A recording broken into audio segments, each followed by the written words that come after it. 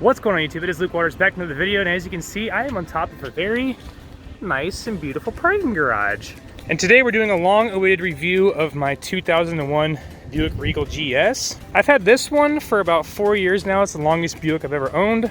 And as you can see, it's starting to age pretty well. Like I said, I just did a wash on this a couple days ago. And of course, literally after I recorded that video, it just started to rain. So all my hard work was pretty much wasted, but hey, that's why we do it. Like I said, it's starting to age. If you look under here, got some rust on the trunk lid. Got a little bit of rust right here. I kind of patched it in with some touch-up paint. It's got a dent right here in the fender.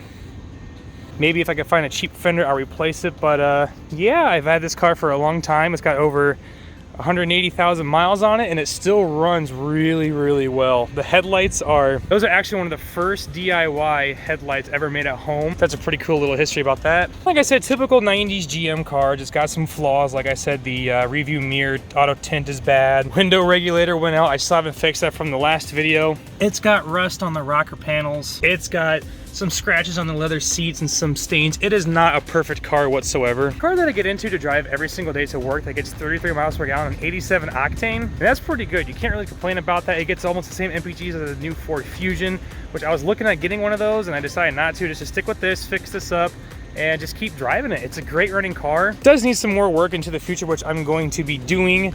But for now, let me show you under the hood. Ew.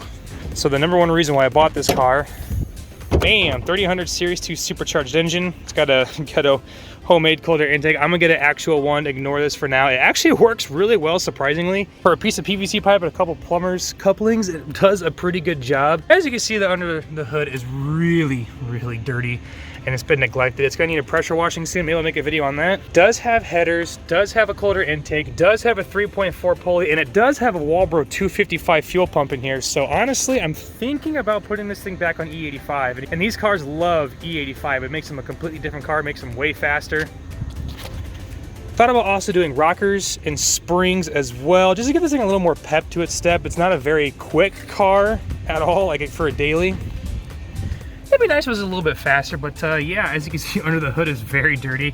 This car's been very neglected over the past couple years because I've had the Caprice. And it's like, if you have a V8, why would you really mess with this V6? You have the V8. Well, my V8's now done, so now maybe I'll come back to the V6 and work on it. But if you're looking into getting one of these cars, I would highly, highly recommend it. Number one, they are really, really cheap to pick up. Now, I picked this one up 4 years ago for 1,500 bucks, and it's still running. Still looks good. It's a little more rusty now than what it was back then, but it's been a fantastic car to me. Has never left me stranded. No transmission issues. It's got plenty of space. It being a 4-door, you can put the kid in the back, you can have passengers and all be comfortable. One thing I will say I love about Regals over any W body platform car, these are the most comfortable seats you will ever sit in. Might look kind of old and dated, but they are the most comfy seat ever, I swear. I've had one of these with Monte Carlo seats in it.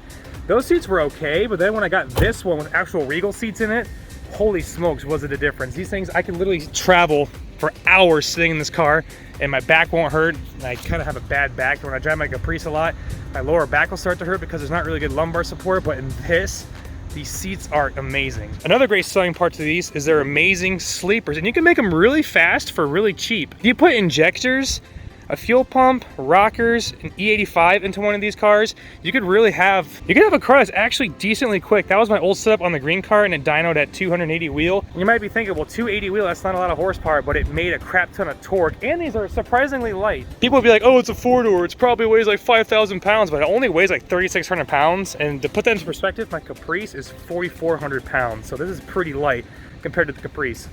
So for a budget car that you want to build, this would be a great platform to start on. There's plenty of communities out there, plenty of forums for these cars, and you can actually maybe go on there and pick one of these up that's already got some work done to it for a really good price. My buddy has a purple Grand Prix. They threw a turbo on and it made a crazy amount of power. Unfortunately, it did drop a valve.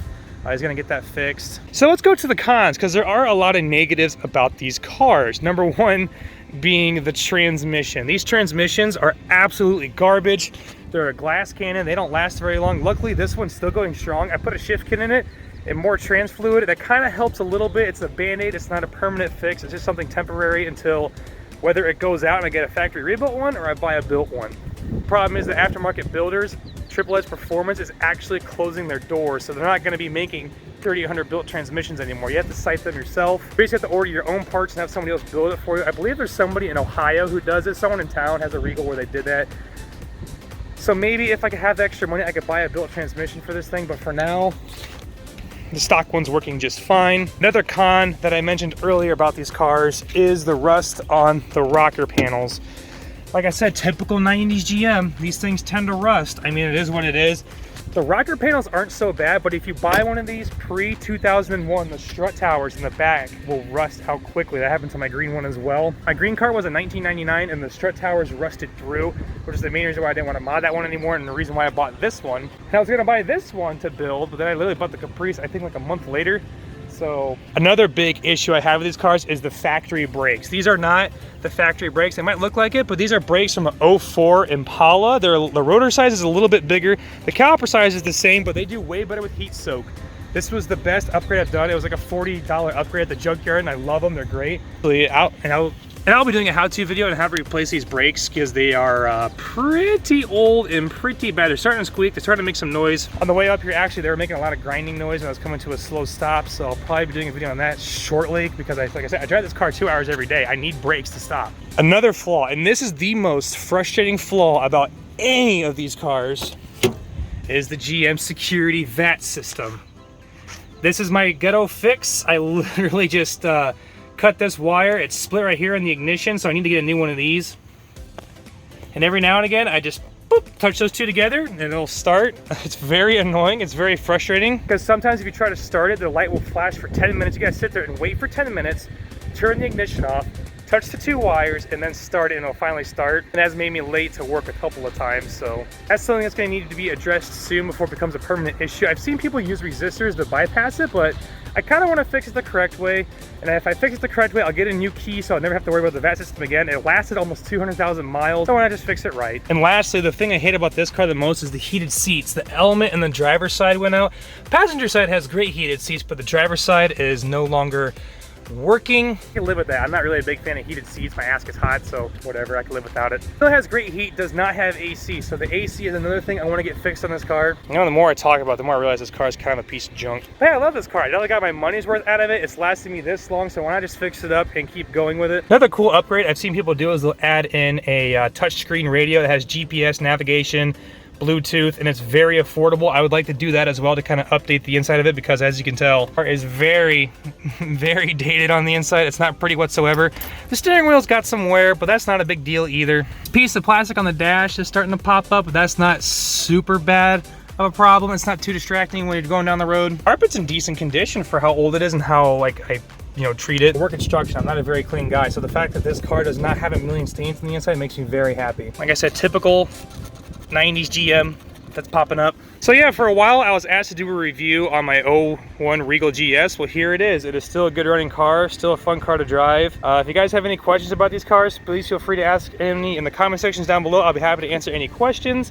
And like I said, this thing's gonna get a lot of love in the next couple months, so stay tuned for that. If you guys would like me to review the Caprice or any other cars, if you want me to do more car reviews, I can. They'll probably be more or less this style, me doing a walk around and explaining parts about the car because I don't really have a camera person.